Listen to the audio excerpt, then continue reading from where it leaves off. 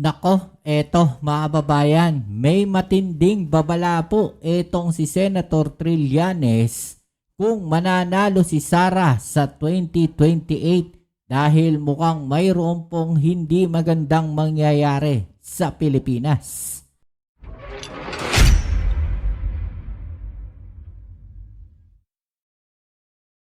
Alright, welcome back dito sa ating channel dito sa Bobs TV. Eto na nga mga kababayan, nagbabala na po etong si Senator Trillanes mga kababayan. At meron po siyang isinasabi no, na kung saan eto pong si VP Sara kapag nanalo po sa 2028 no, ay mayroon pong di umano gagawing hindi maganda mga kababayan sa ating bansa kapag siya po ay nanalo bilang presidente mga kababayan. Pero ang nakakatawa kasi dito, no, paano ka boboto ng isang presidente, no, na hindi man lang marunong gumamit ng computer at laptop. Oh, sa kanya po nang galing mismo 'yan, ha. Actually, napansin ko, no, hindi po ata na depensahan 'yan ng mga DDS. Hindi po ata na depensa ng mga DDS yung sinabi na yun ni Sara Duterte. Kasi sa tingin siguro nila, patay tayo dyan.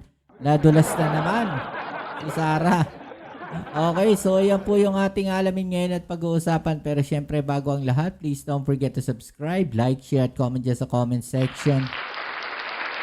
Okay, so ito, alamin na natin mga babayan, ano nga ba itong babala ni Sentry mga babayan. No, at pinupush nga rin po na si Sentry ay tumakbo rin no sa national election sa 2028 mga kababayan. Maganda to, no? Leni Robredo tapos Sentry siguro mga kababayan. Maganda po 'yan na combination. No, matindi po 'yan, o kaya Leni Robredo tsaka Bongbong Marcos mga kababayan.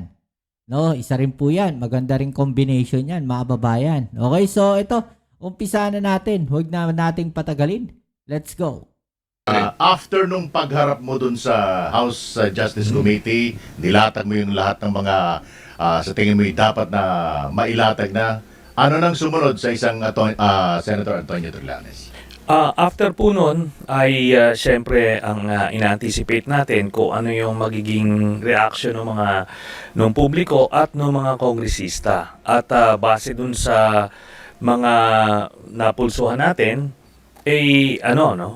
kumbaga game changer yung una, yung kay Madriaga, mabigat na yon, yung mga Mary Grace Piatos, mabigat.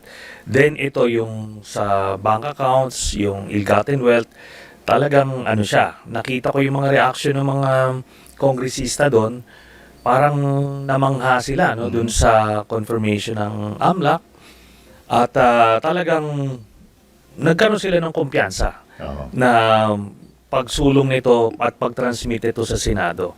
Tapos itong April 29 na-review kumbaga yung mga video ni Sara nung nag-meltdown siya. At alam niyo yung video na yon, maaring yung mga those involved sa politika at kayong mga naka-expose sa media, sa news, nakita nyo yon, pero karamihan ng mga kababayan natin hindi napanood yon. Kaya maganda nang napaulit-ulit na nilalabas yon. Nabanggit mo na rin lang si Madriaga. Pwede ba nating ikumpara ang isang Senator Trillanes kay Ramil Madriaga pagdating doon sa kung anong mga nalalaman sa pinagagagawa ng mga Duterte? Ito kasi si Ramil Madriaga, kung titignan mo siya, yung mga skeptics, yung mga neutral observers, parang paano ka nasa loob, di ba? Pero nung lumabas yung mga mga pictures na nakita namin, na nandoon talaga sa loob ng grupo. Tapos most importantly, kilala niya si Colonel Nolasco na binibigyan ng pera doon sa confidential funds. So kilala niya, kaibigan niya. So nandoon siya sa pwesto na pwede niyang magawa yung mga sinasabi niyang ginawa niya. Oo, nandun siya sa loob mga kababayan, nandun siya mismo sa sirkulo At the same time, mga kababayan, no, si Ramil Madriaga, yung mismong testigo na mismong siya rin yung gumagawa. No, siya yun na pag-utusan, mga kababayan. Kaya alam na alam niya 'Di ba? Siguro kahit wala yung affidavit na itong si Madriaga, no? Kahit wala yung affidavit, mga kababayan, maikukwento niya ng buong buo po yan, no? Hindi kagaya ng ibang mga testigo nila. May affidavit na nga, nagkakamali pa, sumasablay pa. Di ba? Importante po yun. So, yun sa kanya po kasi, whistleblower siya, insider siya. Yung sa akin naman pong mga revelasyon, through naging repository ng information, nag-imbestiga. So, magkaiba yung pinanggagalingan namin. Pero, I believe, parehas mabigat. So kahit magkaiba yung pinanggalingan nyo, pag pinagbangga yung dalawa na yan, mas matibay yung ebidensya. Opo. At sa tingin ko, pag titignan nyo lahat yung naipresenta during the impeachment hearings, mabigat lahat. Unang article kasi yung betrayal of public trust, yung dun sa yung pagkatao ni Sara nung sinabi niyang nakakuha siya ng mercenaryong papatay kay Presidente, kay First Lady, tsaka kay dating Speaker. Yun palang krimen yun. Pero the way she said it, makita mo talagang merong puot, may tama yun ang naging problema doon.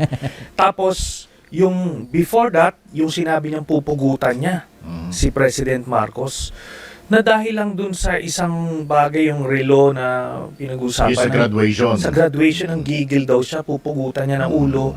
Tapos gusto niyang hukayin yung bangkay ni President Marcos Sr. tapos itapon sa West Philippine Sea. Makita mo yung psychological imbalance. And remember, ang pinag-usapan dito, fitness to hold public office. Tama. Specifically the vice presidency. Dito mo makikita na hindi talaga to pwede. No? Tapos worse, kung by some, God forbid, magkaroon ng sitwasyon na kailangan niya mag-assume as president, biruin mo yung power ng presidency, ibibigay mo sa kamay ng isang Sara Duterte. Alam mong aabusuhin niya ito. I-misuse niya ito. No, pero may pasabi na siya na hindi siya nababother kung siya man ay matanggal bilang Vice President. Pero nadudun pa rin yung nauna niyang deklarasyon na interesado siya maging presidente sa 2028. May kasabihan po dyan, ang tawag dyan yung tulak ng bibig, kabig ng dibdib. Ganon sila na tipong Tama. parang alam niyo mayabang na wala akong pakialam dyan, daw akong interesado dyan, ganyan. Ganyan din si Digong nun. Ayoko naman magpresidente, ganito, ganyan. Pero, and yet, while they are in power, talagang lasap na lasap nila kung paano mag-abuso ng kapangyarihan. Nakita nyo paano mag-power trip, paano. Basta't iba itong pamilyang ito. Pinofile namin ito closely, kaya buti na lang at ito lumalabas na nga. Pero itong sa pagpapatuloy nga ng impeachment, ito kaya yung nakikita ng solusyon, parang matigil na yung mga nakikita nyo noon pa? Most importantly, Sandro, itong impeachment kasi, this is an accountability mechanism. Hindi ito politika, hindi ito para pigilan kung sino-sino. But pag kami ginawa kang krimen, kailangan ka managot. Tama. Yung mga kababayan natin, pagka gumawa sila ng krimen, nananagot sa public officials, makita mo may graft case na 100,000 nakukulong. Dito, daang-daang milyon yung ninakaw. So, yun. Tapos, ito ngang, yung ginawa niyang pag-threaten sa presidente, alam niyo sa US kung gawin niya yon, talagang dinukot na siya ora mismo ng right then and there. So, kumaga dudukutin na yan ng Secret Service. Kasi iba talaga yung pagka hindi ordinaryong tao yung pinagbantaan niya. Presidente ng Pilipinas, First Lady, Speaker of the House. So, political leadership yan. So, merong anggulo ng terorismo yan. So, yun ang isang mabigat. Then, itong corruption. Mhm. Yung na-discovering mga bilyong-bilyong pera na nasa bank accounts nila, ito, salungat ito doon sa project nila na simple silang mga tao. Yan po. Alam mo, mabait pa Pilipinas eh. Oo, kasi yung binabagit ni Senator Trillanes na kung sa US, dinukutan ng Secret Service yan. Matatandaan mo dati, di ba? Nung panahon ng dating Pangulong Duterte, merong nagsalita against sa Pangulong Duterte. Eh, di ba, parang bumilang teacher! na yata. Oo. Bumilang na, dinampot ka agad. Oo, talagang dinampot nila. Kasi ganun talaga. Kaya nga bawal ka magbanta, mag-threaten sa presidente ng Pilipinas. At for that matter, sa iba't ibang bansa, ganun din yung patakaran nila. Pero ito, hinayaan lang eh. Di ba?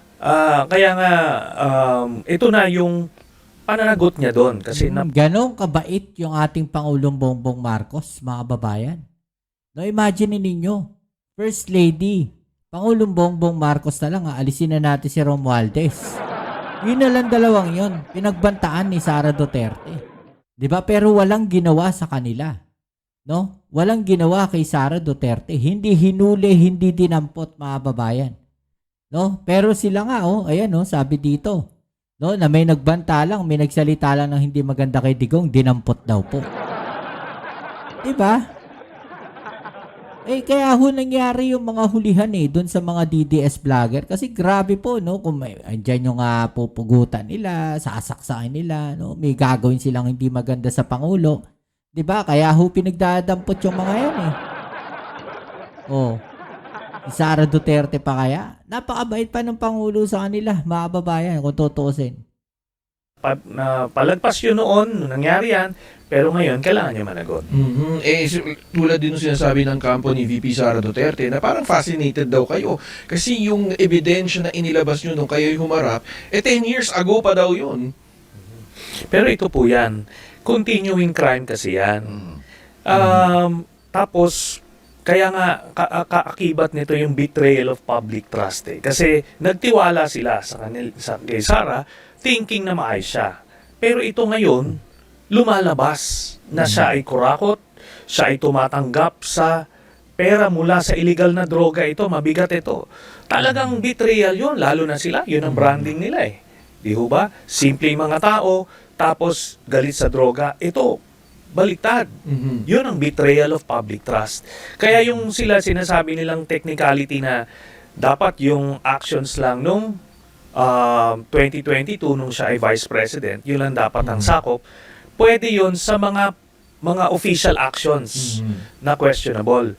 Pero sa ganito, corruption, tapos mga high crimes, hindi po. Kasama yung continuing crime po yan. Baka naman para sa kanila may effectivity yung mga ebidensya. Hindi, panis na May expiry date? Ano yan? May expiry date. Expiration. Yun po ang, for sure yan po ang gagamitin na estratehiya ng depensa na kailangan ang ebidensya lang yung simula 2022 hanggang present. Pero kailangan i-assert ng prosecution yung salin, yung ill-gotten wealth, continuing crime yan. Tapos kung nangurakot ka noon, hindi ka ibig sabihin absuelto na nung naging vice president ka, hindi. Dahil lumipas na yung Oo. panahon. Tuloy-tuloy yung corruption na yan. Tsaka ultimately, ang sa mata ng publiko yan Sila maghuhusga, kasabay nila tayo makikita yung mga ebidensya.